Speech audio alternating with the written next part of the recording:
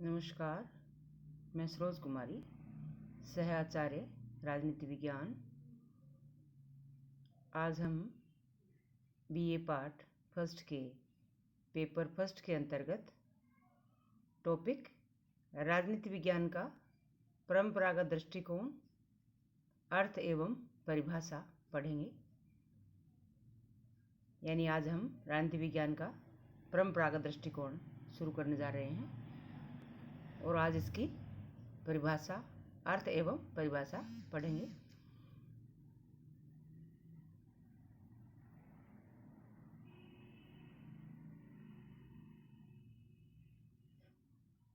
परंपरागत दृष्टिकोण राजनीति विज्ञान का पुराना दृष्टिकोण है। यानी जब से राजनीति विज्ञान के अध्ययन का प्रारंभ हुआ है तब से आधुनिक समय तक का जो विकास है उसे परंपरागत दृष्टिकोण के अंतर्गत शामिल किया जाता है। राजनीति विज्ञान व्यक्ति के राजनीतिक पक्ष का अध्ययन करने वाला विषय है। जैसे समाज विज्ञान के अंतर्गत व्यक्ति के सामाजिक पक्ष का, अर्थशास्त्र के अंतर्गत व्यक्ति के आर्थिक पक्ष का, नीति शास्त्र के अंतर्गत व्यक्ति के नैतिक जीवन का अध्ययन किया जाता है, वैसे ही राजनीति विज्ञान के अंतर्गत मनुष्य के राजनीतिक जीवन का अध्ययन किया जाता है। राजनीति विज्ञान के अध्ययन के संबंध में परंपरागत एवं आधुनिक दृष्टिकोण विकसित हैं। आज हम परंपरागत दृष्टिकोण ही पढ़ रहे हैं। तो परंपरागत दृष्टिकोण के अंतर्गत राजनीति विज्ञान की परिभाषाओं को 3 वर्गों में बांटा जा सकता है, 3 श्रेणियों में बांटा जा सकता है। पहला है राजनीति विज्ञान केवल राज्य के अध्ययन के रूप में। दूसरा है राजनीति विज्ञान केवल सरकार के अध्ययन के रूप में। और तीसरा आता है राजनीति विज्ञान राज्य और सरकार दोनों के अध्ययन के रूप में।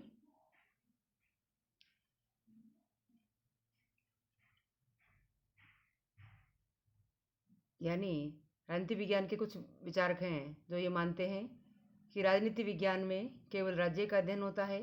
कुछ विचारक मानते हैं कि राजनीति विज्ञान केवल सरकार का अध्ययन करता है। और कुछ विचारकों का ये मानना है कि राजनीति विज्ञान न केवल राज्य का और न केवल सरकार का बल्कि राज्य और सरकार दोनों का अध्ययन करने वाला विषय है। तो इस दृष्टिकोण के अनुसार राजनीति विज्ञान की परिभाषाओं को 3 श्रेणियों में रखा जाता है। इसमें सबसे पहले आता है राजनीति विज्ञान केवल राज्य के अध्ययन के रूप में। यानी कुछ विचारक हैं जो ये मानते हैं कि राजनीति विज्ञान राज्य से संबंधित विषय है, राजनीति विज्ञान केवल राज्य का अध्ययन करता है।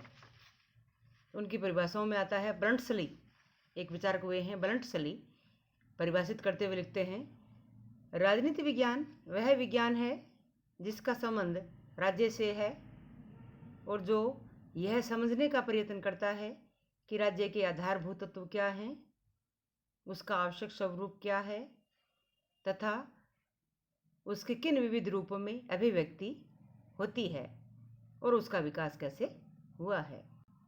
यानी ब्लंट्सली राजनीति विज्ञान को परिभाषित करते हुए लिखता है कि राजनीति विज्ञान वह विज्ञान है जिसका संबंध राज्य से है और जो ये समझने का प्रयत्न करता है कि राज्य के बेसिक जो फाउंडेशन है या आधारभूत तत्व क्या हैं, उसका आवश्यक स्वरूप क्या है, उसकी किन विविध रूपों में अभिव्यक्ति होती है और उसका विकास कैसे हुआ है।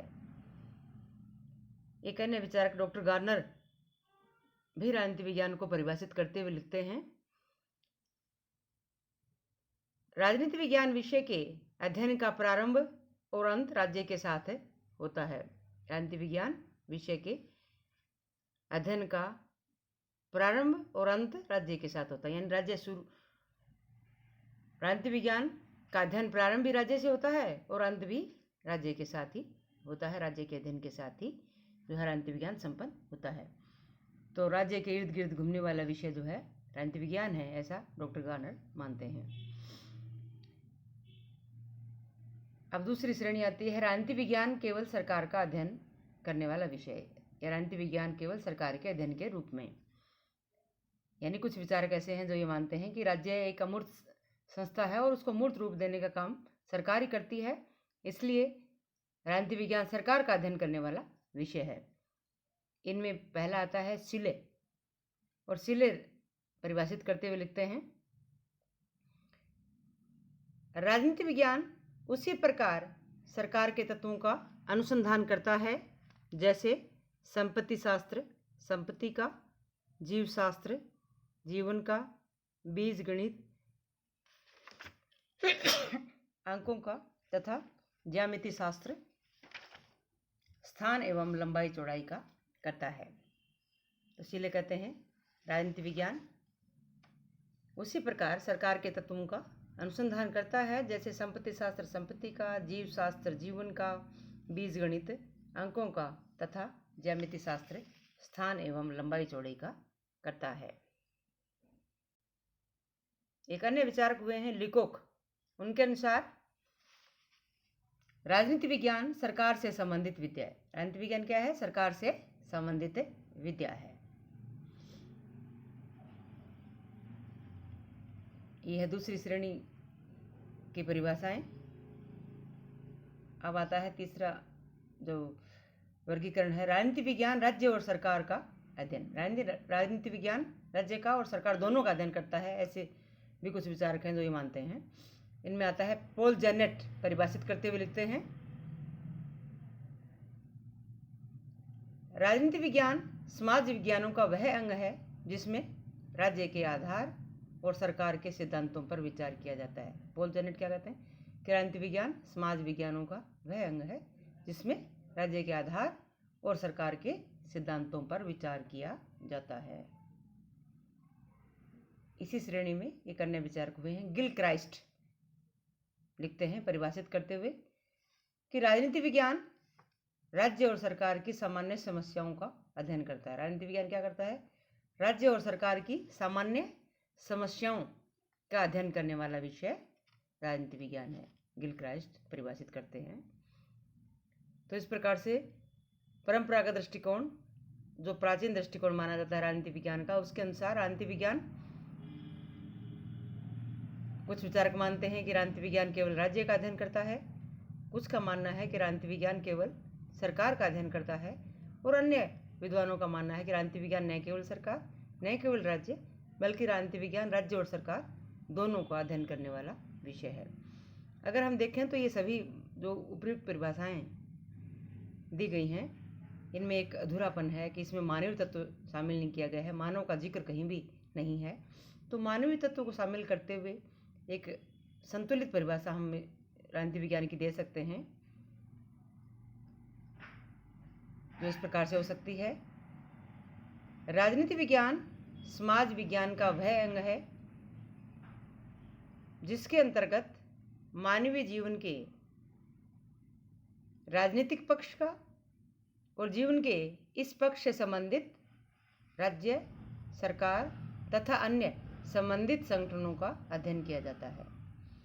यानी मानवीय तत्वों को शामिल करते हुए राजनीति विज्ञान को परिभाषित कर सकते हैं कि राजनीति विज्ञान समाज विज्ञान का वह अंग है जिसके अंतर्गत मानवीय जीवन के राजनीतिक पक्ष का और जीवन के इस पक्ष से संबंधित राज्य, सरकार तथा अन्य संबंधित संगठनों का अध्ययन किया जाता है।